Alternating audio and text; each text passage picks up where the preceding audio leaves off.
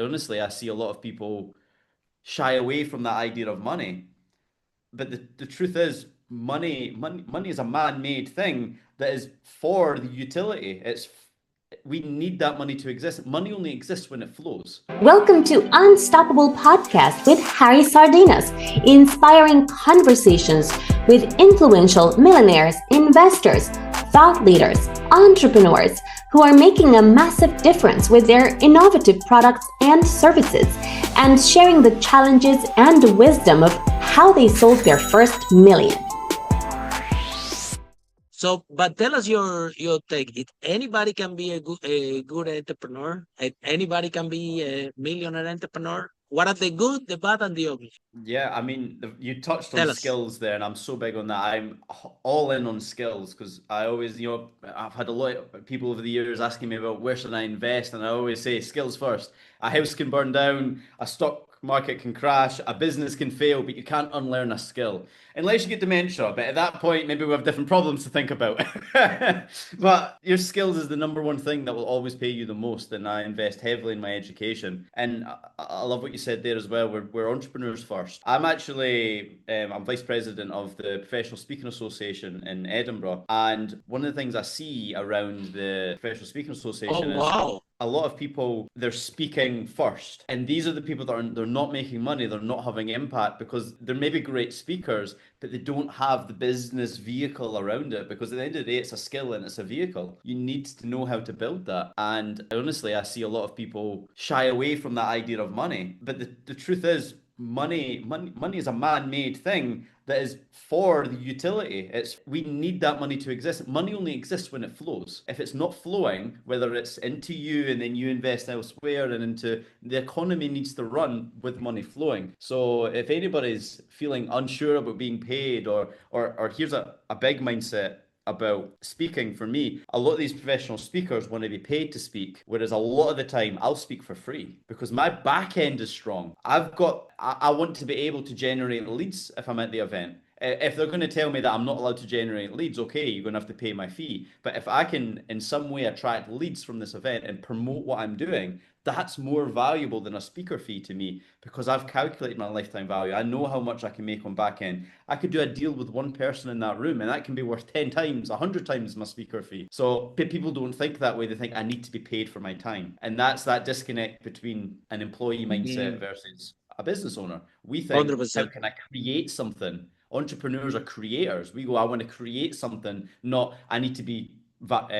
rewarded for my time. Now, building a business to exit. That's another thing, Louis, that when I built my rent-to-rent business at the beginning, I'm going to the office. I'm the boss here. Everybody had to do what I say. I have a big ego. Let's point this out. We all have ego, otherwise we won't be entrepreneurs. We think that we can do better. However, at the beginning, first-time founder, like I didn't have any clue about anything. I made this business about me, about that persona, who I am. Everybody had to do what I say. I'm the big deal here. I'm walking into the office like that. I'm exhausted. I'm so tired. Yeah. All of the clients want to speak with me. We have like, back in the day around 177 clients, and they want to speak with me because, if they want to bring a friend, if they want to bring the partners, they knew that there was someone in the company that said, Harry, that can authorize that. And they don't care if it was 4 a.m. They will say, we'll wait for you, Harry. If it's 4 a.m. when you have time, at 4 a.m. I call you. I need to speak to you. So now I have all the clients want to speak with me, and all the team had to run everything with me, through me. And Luis, don't get me wrong, I'm making money, and I'm so tired, I'm so angry, I'm so exhausted. I cannot even, I'm waking up with the laptop in my lap and going through everything. I didn't even have time to eat. So I'm waking up and working. And when it's 11 p.m., I live by Canary Wharf in London. It was a Chinese restaurant. Indian restaurant. And I remember that was the process. I called them and I didn't have a strength to tell them what I want to eat. So they will do the next number. You know that the menu's got number 44, 45. So they knew, okay, Harry today, last time ordered 44. Next time, tell him 45. It doesn't matter if it's fish, it doesn't matter if it's vegetable, it doesn't happen if it's fried. Whatever next in the menu, send it to him. So which is, lead to overweight and lead to, but I have to have time. I had to work, go through everything first, and then eating in the evening. So it's very unhealthy. And I'm doing all wrong, and on top of that, I'm exhausted. I'm tired. And yes, there is the money coming to my account. So out of survival, I say, okay, what if I'm thinking I need to do something about this because these people are gonna kill me. They're not gonna let me sleep. I'm tired. So I told my manager Eva, which I was, and I said, Eva, from now on, you're gonna be Harry. So what do you mean? Yes. So everybody wants to speak with me, will speak with you, and whatever you decide is fine. Don't even tell me. I don't wanna know. I prefer to sleep. So, and then I went to the team and told them, okay, you know what? Whatever problem you have from now on, propose 3 solutions. Okay. So at that point, I didn't care that much about if it's going to work or more money. I'm thinking, how can I sleep? And kind of by accident, Luis, I developed leadership into the company. They start to embrace, to the point, one day I went to the office and Eva, my manager, told me, Harry, don't come here anymore. We don't need you here. Go home, travel the world if you want.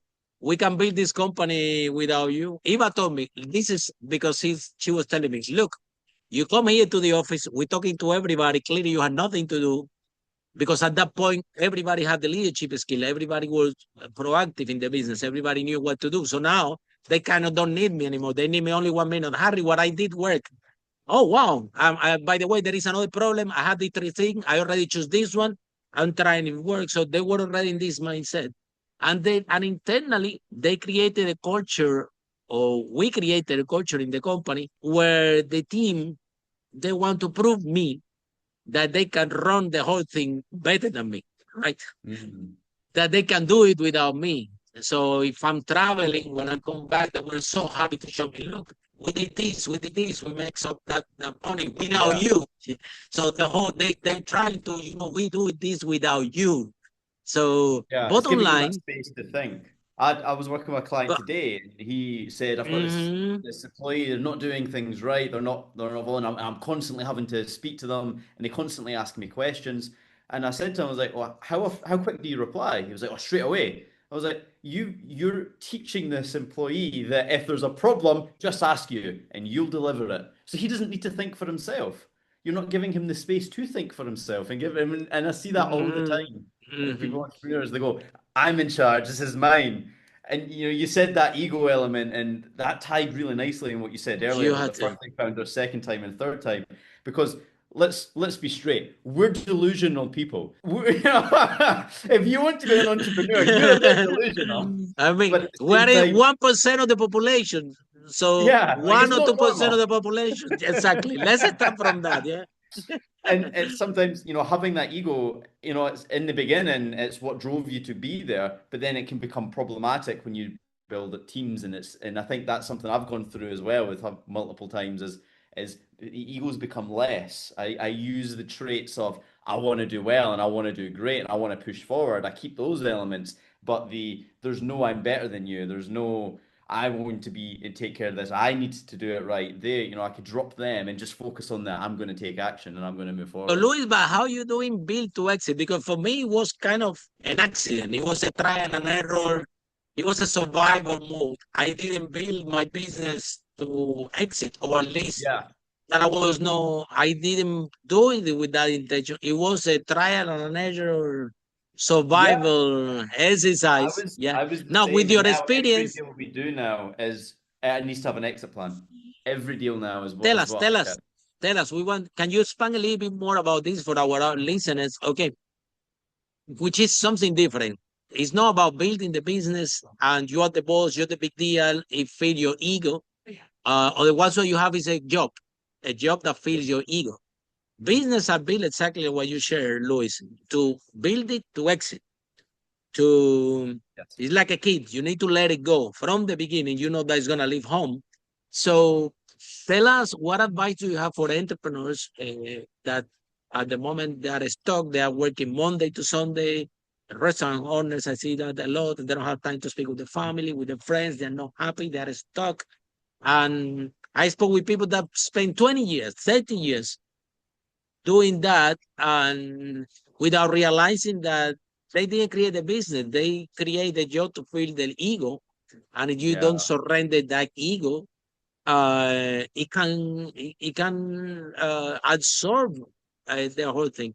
So what advice do you have for people starting out, or for people that they are struggling now? That, because, don't get me wrong, my first 2 years of the rent-to-rent, I was like this. I was stuck like this. I was doing everything, wearing all the hats. And then I have my few team members, which, by the way, they were better than me, all of them, at everything. But at the beginning, I'm treating them like, you have to do what I say. I'm the big deal here. I'm the big boss. And yeah, they were doing the job. But it was a lot of bad energy. It was a lot of, how can I explain to you, tension in the company all the time. I was tired. I was in bad mood. They are stressed out because I'm telling them, why you didn't do this? I'm micromanaging them, which is very exhausting. And so what's the difference for our founders, or how they transition, right? Can be because they can tell you, no, Luis, the problem is that my business is different. That's the other thing they always tell us. I love that line. You don't understand, my business is different. So what message do you have? What message do you have for entrepreneurs? Yeah. I run masterminds and I bring people together, and every mastermind somebody comes in going, my business is different. And I'm like, we'll see about that. And by the end of it, they'll realize it's not. But I actually want to answer your question and for two different people, because the people who are maybe listening, who are at the early stages, maybe they're starting, maybe they want to start, maybe they've got things going. A lot of times I feel that people try to scale too soon. And I say, don't think about scaling now, because you being unscalable is your competitive advantage. So lean in on that, get the money and get the things in place, and then start building. Then when the people who are at that stage, who are building and they have proper systems in place, definitely we need to have that exit plan in place. Now that can happen in many different ways, but in order for a business to be sellable, it needs to be making profit. And what a lot of people have sometimes a bad habit of is, I don't want to pay any tax, which means you drive their profits down to zero. Well, now you don't have a profitable business, so who's going to buy it? I had many people try to sell me businesses, and they're like, no, but I'm taking cash though. I'm like, it's not in the books. I'm not interested. I'm not taking your word claiming there's this magical cash somewhere. It's not on your books. I can't pay you for it. So it doesn't worth anything. Yeah. It doesn't worth anything. And the other, Luis, people out there that selling businesses, and then when you ask the question, okay, if this happened, what happened? No, they need to talk to me. So how the sales go? Okay, it goes through me. So how the operation goes? Everything goes through me. And then you are like, well, now buying the business, I'm not buying you. Yeah. So it's no my cousin. I have a cousin. His name is Nestor. He was doing he live in York, okay, and he has a refurbishment business, yeah. And he come to see me once, and he's so proud. He coming to say, Harry, you're gonna be very proud of me. I said, really? Yeah. Look, I'm saying no to customers. So what do you mean? Yeah. I have so many clients that I have so many that they need to wait for me. Some of them I tell them, okay, no, or you wait. And I'm like, wow, and why they waiting? Well, the reason is that I have my team doing the job, and I'll do the job with my team. And the quality is so high. That's why we get those referrals and everything. And that's why clients are waiting for me. And he was waiting for me to tell him, wow, well done, you're amazing. And I told him, look, there is a fundamental problem with what you're doing. And he's like, a problem? What do you mean? It's a fundamental problem. I told him, every time that you go and work with your team to deliver this high quality, you're devaluing your business. Follow us for more interviews with world's most influential, audacious entrepreneurs that overcame challenges and adversity, providing you with the blueprint of how they sold their first million so you can grow your business exponentially.